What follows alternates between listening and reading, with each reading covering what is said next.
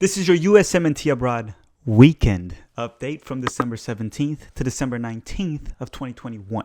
Hi, if you're new here, I'm Filippo, and welcome to another USMNT Abroad episode where every Monday we update you on how the Yanks did abroad over the weekend, and every Friday we update you on how the Yanks did abroad over the midweek. Now listen, unfortunately, good things always come to an end, and this will be the last USMNT Abroad episode of the year. Obviously, we'll be back with it early next year after New Year's, but during the last few days of this year, we'll be taking it easy here at the channel. We'll definitely do at least one more episode this year of something random, probably a top 10 CONCACAF video, and then we will also do a live stream of fun hangout to talk about the USMNT Dundee Awards. All right, so I told you the bad news that this is the last episode of the year, so hit the like button for that, subscribe to the channel so you don't miss it next year, and now let's go to the good news. The good news is, let's play the episode.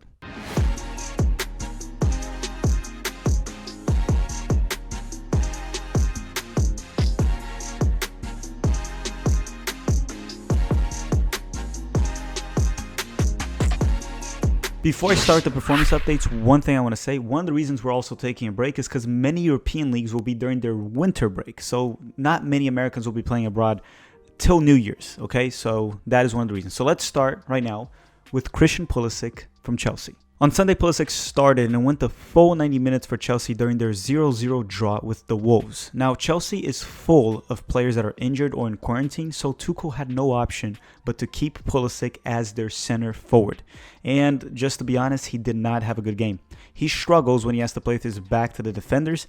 He is much better when he's getting the ball in position to go on one-on-one situations facing the defender. Now, that is just my opinion that I have been repeating for a while. Now let's talk about his stats for this match. So for this match, Pulisic had one big chance missed, which to be fair was actually mostly a nice save from the goalkeeper. Just 30 touches, 61% passing accuracy, won only 1 out of 3 ground duels, and also just won 1 out of his 4 aerial duels, along with losing possession 14 times in only 30 touches. So not a good performance by Pulisic, and that has a lot to do with the current situation at Chelsea. Things are not looking good there right now, and him being played out of position. Now we're off to Weston Mckennie from Juventus. On Saturday, Weston was back for Juventus from his knee injury, and he started. He played 72 minutes during their 2-0 win over Bologna.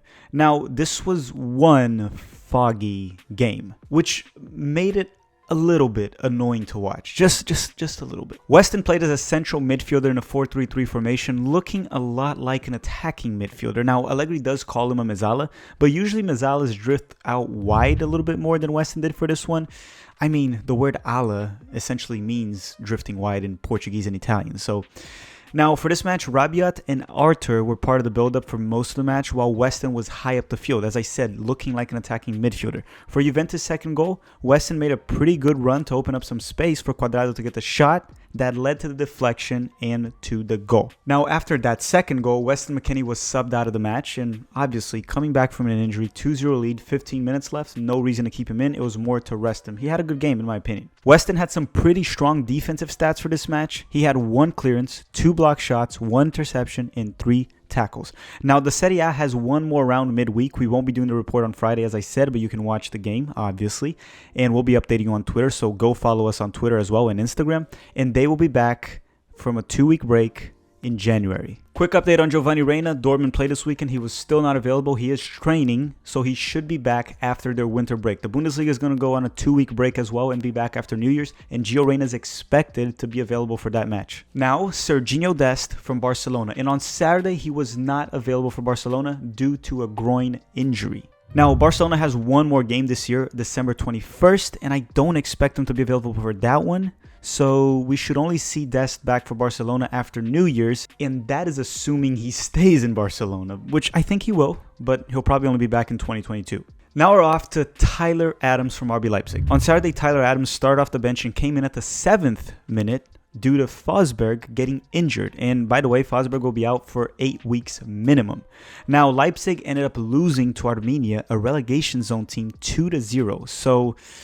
So much for blaming Jesse Marsch. We'll talk about that very soon. Now, Adams played a little bit more of an advanced role while Campbell would drop more for the build-up. Adams had more freedom to attack, almost playing like a box-to-box midfielder a lot of the times in this match, and he looked good in my opinion. The first goal, Tyler Adams had no blame, very much out of the play, essentially. And the second goal, he was involved, but Haidara gave him a terrible pass that he could not reach, which led to the second goal of the match and Leipzig losing. Now let's briefly talk very quickly about Jesse Marsch leaving Leipzig, which happened 4 games ago, but let's look if he was all to blame. So since Jesse Marsch got fired, RB Leipzig defeated Manchester City in a match that Manchester City had nothing to play for. They then defeated Borussia Mönchengladbach, which they also were on a crisis at the time, losing 4-1, 6-0. Right after that, they tied Augsburg, and now they lost to Armenia. Both of those teams are fighting against relegation, Armenia even being in the relegation zone. So I guess it wasn't all on Marsch. I know they're still figuring it out, but it's definitely not all his fault. Now let's quickly talk about Tyler Adams' stats for this game. For this match, Tyler had 84 touches, 89% passing accuracy, 2 key passes, which is pretty high for him, and he won 3 out of 6 ground duels. Alright, moving on in the video, now we're going to do by positions, and we'll start with the goalkeepers. The first one is Zach Steffen. He stayed on the bench the full 90 minutes over the weekend for Manchester City, as expected. Now, Nottingham Forest, we'll talk about the 2 players that play there, one being Ethan Horvath, the goalkeeper that also stayed on the bench the full 90 minutes. Terrible transfer for him, by the way.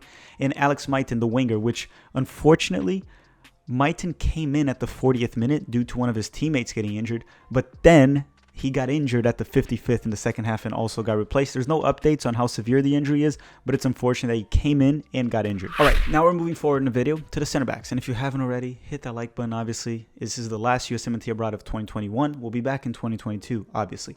So I'm going to go with John Brooks and Malik Tillman from Wolfsburg and then Bayern. I'm going to put Malik Tillman here because they faced each other over the weekend. On Friday, Brooks started and went the full 90 minutes for Wolfsburg during their 4-0 loss to Bayern. And it was good to see Brooks back in the starting 11, even though it kind of seems like he only starts when they go on a back 3. Even though, once again, it kind of looked like Wolfsburg was playing a back 5 for this game, as they were just trying to lose for the minimum amount of goals possible, but they still lost to Bayern 4-0.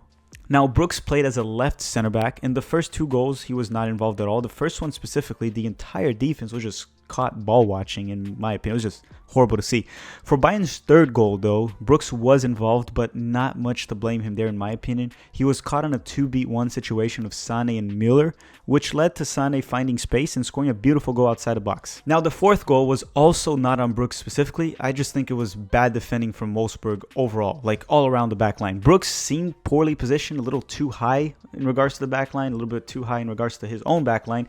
And yes, he was the man on Thomas Müller till the end of play, so it's not on him. Lewandowski was the one that scored, and that was not his man to mark. But did you see that shape of the defense on the picture? What the heck is that defensive shape from Wolfsburg? Malik Tillman came in the last 5 minutes as Bayern already had a 3-0 lead, and that's usually when he gets minutes. Now for this match, Brooks had 70 touches, 83% passing accuracy, just 2 long balls attempts, super low for him, 5 clearances, 1 block shots, and 3 interceptions. And this was their last game of 2021 for Wolfsburg and all Bundesliga teams. They're back in 2022. Now Chris Richards and Joe Scally, as Hoffenheim did face Borussia Mönchengladbach. On Saturday, Scally started and went the full 90 minutes for Gladbach, while Chris Richards stayed on the bench the full 90 minutes for Hoffenheim during their 1-1 draw. For this one, Scally played as a left back, not going high up the field very much, and he looked solid on the defensive end, in my opinion, with some very key defensive stops. Now, Richards almost came in this one due to an injury, but he didn't. Joe Scally had 3 clearances, 1 block shot, 2 interceptions, 1 tackle. He won 2 of his ground duels, and he had 47 touches and 76% passing accuracy. Now, Eric Palmer-Brown from Troyes at Ligue 1, the French league. On Saturday, Palmer-Brown started and went the full 90 minutes during their 1-1 draw with Nancy for the French Cup, or in the French Cup. Troyes went on to lose on PKs, and they are now out of the French Cup. Matt Miazga did not play because he's currently quarantining with COVID, so he was not available for Deportivo Alavés. Now, we're off to Mark McKenzie from Genk in Belgium, and Sam Vines, because they did face each other over the weekend. On Sunday, McKenzie started and went the full 90 minutes again for Genk, while Sam Vines stayed on the bench the full 90 minutes for Antwerp during their 1-1 draw, so no minutes for Vines at this one. Now, Mark McKenzie has been starting and playing the full 90 minutes for Genk as of late in the last 4 to 5 matches, finishing the year very strong for them. Hopefully, he has the starting job locked in and a strong 2022, as he was struggling with minutes earlier this season. The last center back I want to talk about is Cameron Carter-Vickers, and he won a trophy this weekend. On Sunday, CCV started and went the full 90 minutes for Celtic during their 2-1 win over Hibernian for the Scottish League Cup final, and Celtic are now the champions of it. What a season it has been for CCV, and he's still fairly young, to be honest. He's turning 24 next week. Hibernian is the club that Chris Miller will start playing this January, by the way. You know Chris Miller from Orlando City? That is the club he's transferring to, so probably a solid side, a strong side. We'll see. We'll keep track of him and update you guys when the USMNT abroad is back in 2022. All right, now that we're done with the center backs, we're going to go to the fullbacks, and let's start with Anthony Robinson and Tim Ream from Fulham. On Monday, they will play Sheffield, so it was not going to be reported in this video. You can watch the game today when you're watching it. Robinson and Ream are expected to start. If you're watching the video on Monday, it's today. Now, Reggie Cannon from Boa Vista in Portugal. On Sunday, Cannon started and went the full 90 minutes for Boa Vista during their 1-0 victory over Moreirense. Cannon had a strong performance, and apparently he played as a right center back in a back three formation. He had 4 clearances, 1 block shot, 6 interceptions, and 2 tackles. Hey, maybe Reggie Cannon will become a center back. Who knows? Now, the last fullback that I'm going to talk about is DeAndre Yedlin, because we covered a lot of them in the previous section. So now DeAndre Yedlin from Galatasaray in Turkey.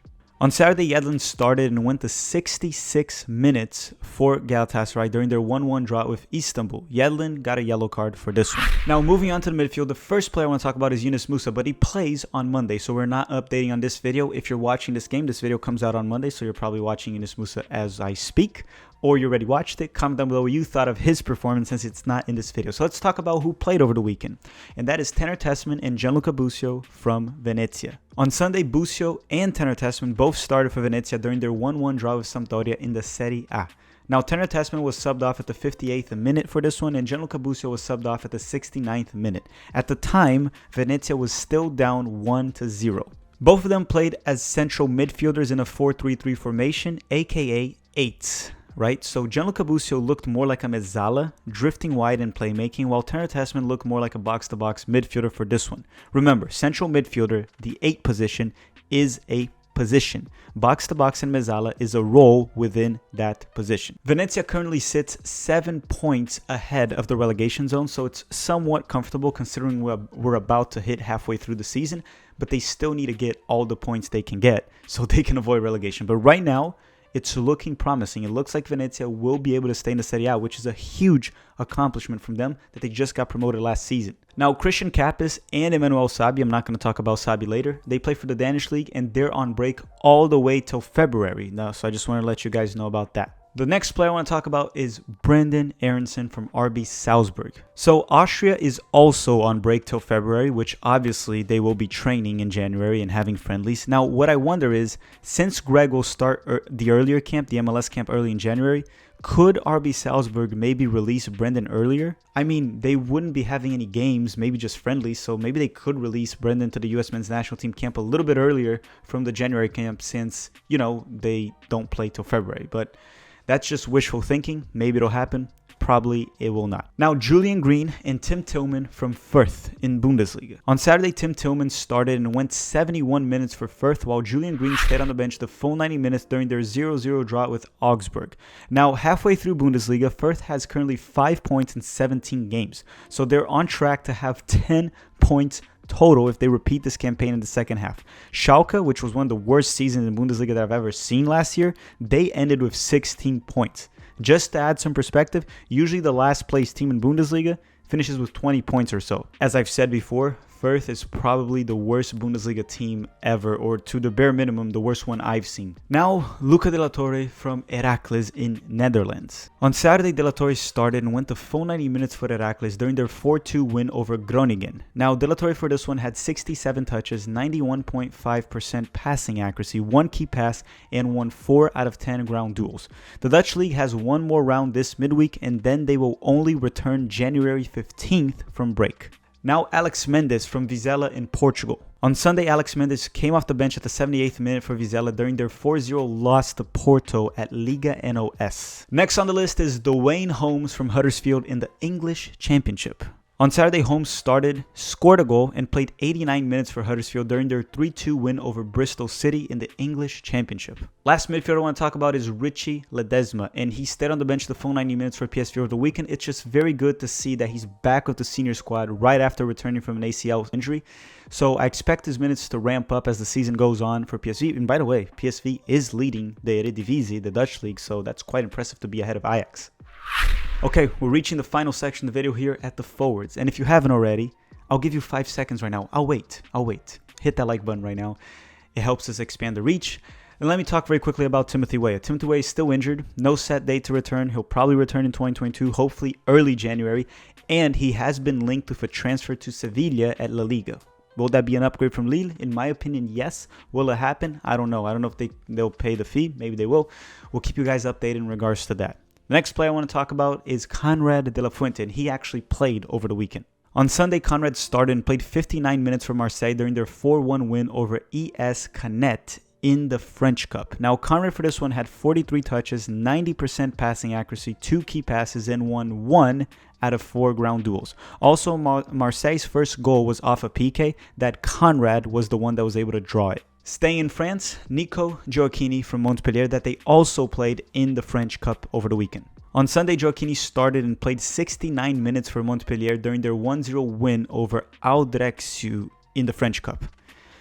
There is a 99% chance I just butchered that name, but let's go to the next player. Josh Sargent, quick update on him. Norwich's game got canceled. He's also quarantined with COVID, so no games, no updates for Josh Sargent in regards to that. Now let's talk about the man of the hour, the man, the myth, the legend, Pefok. On Sunday, Pefok started and played 77 minutes for BSC Young Boys during their 5-0 win over Lugano. Now, Pefok had 4 goals in this match, and only one of them was off a PK. And then he was subbed off because, they just had to show mercy to Lugano. Also, Lugano's a top 5 team in the league, so it's not like he was destroying a terrible opponent. I know also that the Swiss league is not the strongest league in the world, but it's a competitive league, and this is one of the top teams, and he scored 4 goals. So congratulations to Pefok. That was a huge accomplishment. Looking good form. Maybe we'll see him in the January camp. We'll see how he keeps up the next few weeks, but pretty good to see our player scoring 4 goals in one game. Now, Tyler Boyd from Rizespor in Turkey. On Sunday, Tyler Boyd started and played 74 minutes for Rizespor during their 1-0 win over Yeni. Now, I do want to apologize to Rizespor, his club. Yes, I do. I did say a few rounds back that they were gonna most certainly get relegated, just like I did to Firth, but they managed to win 3 out of the 4 last matches, and they're now just 2 points away from leaving the relegation zone, almost halfway through the season, so they have a very good chance, actually a decent chance, to escape relegation. For that, I apologize. When I'm wrong, I'm wrong. Now, quick update on Christian Ramirez. He didn't play in Scotland over the weekend because he will be facing Hibernian midweek. Hibernian was busy playing the League Cup final that they lost to Cameron Carter-Vickers and Celtic. All right, everyone, that does it for this episode. And man, it's been a very crazy 2021, and me and Dustin are very happy with the community we built. Thanks to you guys, and all you guys have been helping, sharing the videos, hitting the like button, commenting, and supporting the channel. So we're very thankful. I'm speaking on my behalf and Dustin's behalf. From the bottom of our hearts, we truly appreciate all the support. We're looking forward to being back in 2022. We will be putting another video in a live stream still, but with the USMNT abroad, the USMNT coverage, and hopefully the World Cup. I want to thank you all very much for watching, guys, and have a great day.